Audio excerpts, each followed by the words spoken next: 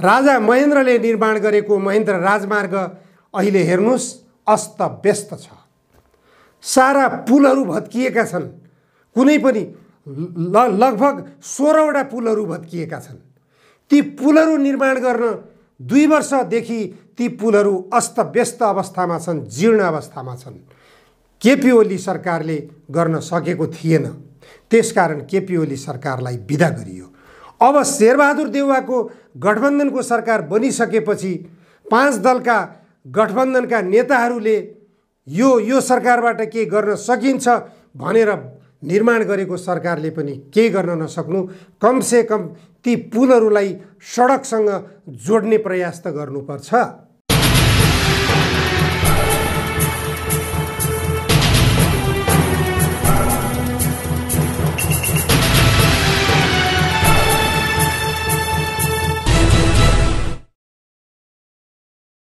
आजको जनचासोको 69औं श्रृङ्खलामा जनधारणा खबरमा यहाँहरूलाई स्वागत छ।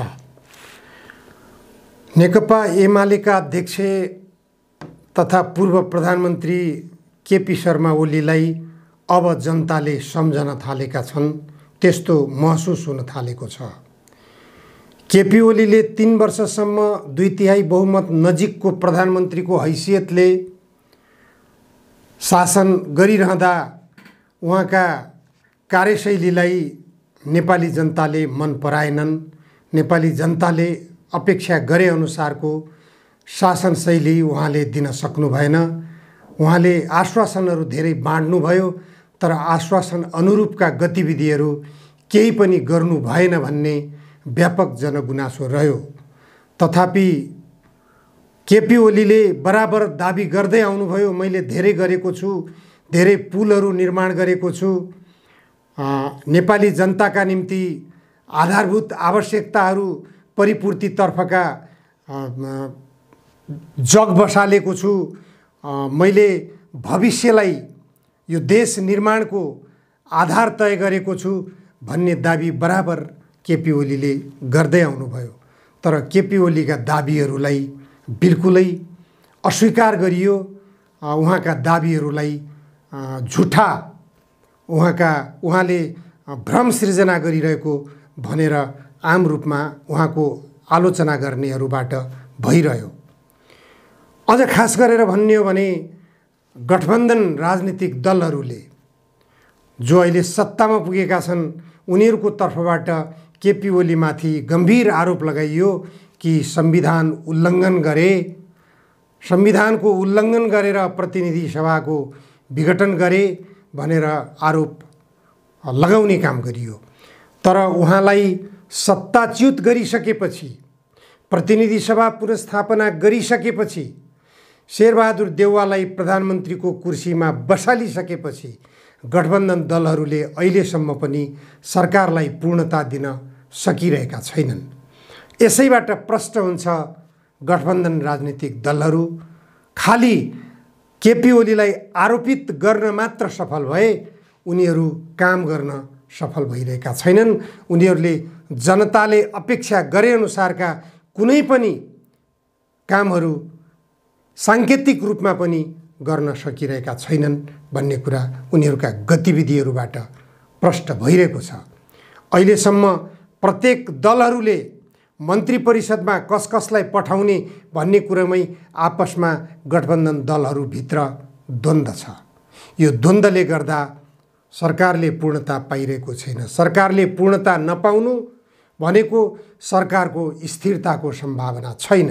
सरकारको स्थिरताको सम्भावना नहुनु भनेको हिजो केपी शर्मा ओलीले जे गर्नुभएको थियो त्यही गर्न पर्ने बाध्यतामा शेरबहादुर देउवा पनि पुग्नुहुनेछ। अर्थात् प्रतिनिधि सभाको विघटन गरेर चुनावको घोषणा, संसदीय चुनावको घोषणा गर्नुको विकल्प शेरबहादुर देउवासँग देखा परिरहेको छैन। देर सबेर उहाँले चुनावको घोषणा गर्नै पर्नेछ। आज नगरे पनि 2 महिनापछि, 6 महिनापछि, 10 महिनापछि वा 16 महिनापछि अवश्यम्भावी चुनावको घोषणा गर्नुहुने छ। तर चुनावको घोषणा भइहाले पनि संसदीय चुनावको घोषणा भइहाले पनि त्यो चुनावले दिने परिणाम के हो, त्यो परिणाम अन्यल छ। त्यो परिणामले कुनै समाधान दिने छैन। त्यो चुनावले समाधान देला भनेर आशा गर्ने ठाउँ कतै पनि छैन। चुनावले निकै ठुलो समाधान दियो भने कुनै अमुक दललाई 2/3 बहुमतको नजिक पुर्याउला अथवा बहुमत दिएर सरकार बनाउने हैसियतमा पुर्याउला। त्यो बाहेक ठुलो परिणाम केही पनि दिन सक्नेवाला छैन। 2/3 बहुमतको नजिक पुर्याए पनि, सरकार निर्माण गरे पनि त्यस्तो सरकार पनि स्थिर हुन सक्ने छैन भन्ने कुरा विगतको डबल नेकपाको सरकार सञ्चालनका गतिविधिहरू र सरकारले देश र जनताका आवश्यकताहरूलाई सम्बोधन गर्न नसकेका विषयवस्तुहरूतर्फ हामीले ध्यान दिने हो भने पनि त्यो कुरा स्पष्ट हुन्छ। त्यसले गर्दा समस्या समाधानको निम्ति राजनीतिक दलहरू गम्भीरतापूर्वक बसेर छलफल गर्नुपर्ने छ। त्यो अवस्था विकसित भइरहेको छ। यो तरिकाले देश विकास हुँदैन। अहिले केपी ओलीले प्रधानमन्त्रीको हैसियतबाट 165वटा पुलहरू शिलान्यास गर्नुभएको थियो। ती पुलहरूको अवस्था के छ अहिले? कमसेकम केपी ओलीले राम्रा काम जो गरेका थिए ती राम्रा कामहरूलाई पूर्णता दिनेतर्फ प्रधानमन्त्रीको कुर्सीमा बसिसकेपछि शेरबहादुर देउवाबाट हुनु पर्दथ्यो। तर केपी ओलीले गरेका राम्रा कामहरूको निरन्तरता छँदै छैन। बरु केपी ओली जुन जुन सवालहरूमा आलोचित हुनुभएको थियो, जुन जुन सवालहरूमा जनताले केपी ओलीलाई धिक्कारेका थिए, तिनै धिक्कार जन्ने गतिविधिहरू नै प्रधानमन्त्री शेरबहादुर देउवाका अथवा यो गठबन्धन सरकारका गतिविधिहरू भइरहेका छन्। विदेशीहरूका स्वार्थमा ध्यान दिने, विदेशीहरूका चाहना के छन् त्यसैतर्फ ध्यान दिने, जनताका आवश्यकताहरू के छन् त्यसतर्फ ध्यान नदिने। राजा महेन्द्रले निर्माण गरेको महेन्द्र राजमार्ग अहिले हेर्नुहोस् अस्तव्यस्त छ। सारा पुलहरू भत्किएका छन्। कुनै पनि लगभग 16वटा पुलहरू भत्किएका छन्। ती पुलहरू निर्माण गर्न 2 वर्षदेखि ती पुलहरू अस्तव्यस्त अवस्थामा छन्, जीर्ण अवस्थामा छन्। केपी ओली सरकारले गर्न सकेको थिएन। त्यसकारण केपी ओली सरकारलाई बिदा गरियो। अब शेरबहादुर देउवाको गठबन्धनको सरकार बनिसकेपछि 5 दलका गठबन्धनका नेताहरूले यो सरकारबाट के गर्न सकिन्छ भनेर निर्माण गरेको सरकारले पनि केही गर्न नसक्नु, कमसेकम ती पुलहरूलाई सडकसँग जोड्ने प्रयास त गर्नुपर्छ। यत्रो बर्खायाम छ। बर्खायाममा विभिन्न खोला नालाहरूमा बाढीहरूको प्रकोप बढिरहेको छ। ती बाढीहरूको सामना गर्न नपरोस्, यात्रुहरूले दुःख पाउनु नपरोस्, सडकमा यात्रा गर्नेहरूलाई सुविधा होस् भन्नेतर्फ सरकारको ध्यान पटक्कै पनि छैन। राजनीतिमा सत्ता परिवर्तन, को मन्त्री बन्ने, को विभिन्न विभागहरूमा महत्त्वपूर्ण नियुक्तिहरूमा जाने, कुन ठाउँबाट कमिसनहरू खाने, यस्ता खालका गतिविधिहरूतर्फ मात्र राजनीतिक दलका नेताहरूको ध्यान पुगिरहेको छ। अहिलेको गठबन्धन सरकारको ध्यान पनि त्यतैतिर केन्द्रित देखिन्छ। यी सबै गतिविधिहरूले गर्दाखेरि के कुरा स्पष्ट गर्न सकिन्छ भने यो संसदीय व्यवस्थाले विदेशीहरूको दलाली गर्ने बाहेक अरू कुनै पनि काममा राजनीतिक दलका नेताहरूलाई माथि उठाउन सक्दैन, कुनै हालतमा सक्दैन। प्रचण्डले जतिसुकै चमत्कार गर्छु भने पनि विदेशीहरूको दलालीबाट जनताको सेवक बन्ने रूपमा चमत्कार उहाँले देखाउन सक्ने अवस्था देखिँदैन। जनताले चाहेका छन् के? जनताले चाहेका छन् विदेशीहरूको विरुद्धमा नेताहरू जान नसके पनि देशको अहितमा काम नगर, देशको विरुद्धमा काम नगर।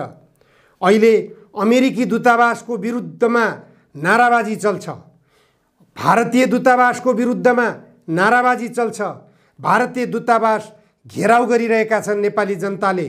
कारण भारतीय एसएसबीले अनावश्यक रूपमा नेपाली नागरिकहरूको हत्या गरिरहेको छ। भर्खरै मात्र हामीले देखिरहेका छौँ, हिजो मात्रै पनि भारतीय दूतावासमा नेपाली युवाहरूले घेराबन्दी गरेका छन्, नाराबाजी गरेका छन्, विस्तारवादी भारत मुर्दाबाद भनेर नाराबाजी गरेका छन्। के यो राम्रो पक्ष हो? छिमेकी देशहरूको विरुद्धमा भइरहेका यी नाराबाजीहरूले के देखाइरहेको छ? राजनीतिक दलका नेताहरू, तपाईहरू छिमेकी देशका शासकहरूको दलाली नगर्नुहोस्, त्यो दलालीबाट मुक्त हुनुहोस्, दलालीबाट बाहिर आउनुहोस्। तपाईहरू दलालीबाट बाहिर आउनको निम्ति देशलाई संविधानले निर्दिष्ट गरेको समाजवादको गन्तव्यतर्फ लैजानुहोस्। समाजवादको गन्तव्यतर्फ लैजानको लागि विदेशीहरूको व्यापारिक थलो बनाउने यो षड्यन्त्रबाट नेपाललाई बचाउनुहोस्। विदेशीहरूको उपनिवेश बनाउने विदेशी शासकहरूको षड्यन्त्रबाट देशलाई बचाउनुहोस्। नेपाली जनता तपाईहरूको भरोसामा छन्। गन्तव्य समाजवाद समात्नुहोस्, नेपाललाई समृद्ध बनाउनुहोस्। समाजवाद बिना नेपालको समृद्धि असम्भव छ। संविधान सम्मत समाजवादको बाटो रोज्नुहोस्। विदेशी दलाल बन्ने बाटो बन्द गर्नुहोस्। दलाल संसदीय व्यवस्थाको विकल्प खोज्नुहोस्। संविधान सम्मत समाजवादको बाटो रोज्नुहोस्। आजलाई यति मात्र। धन्यवाद।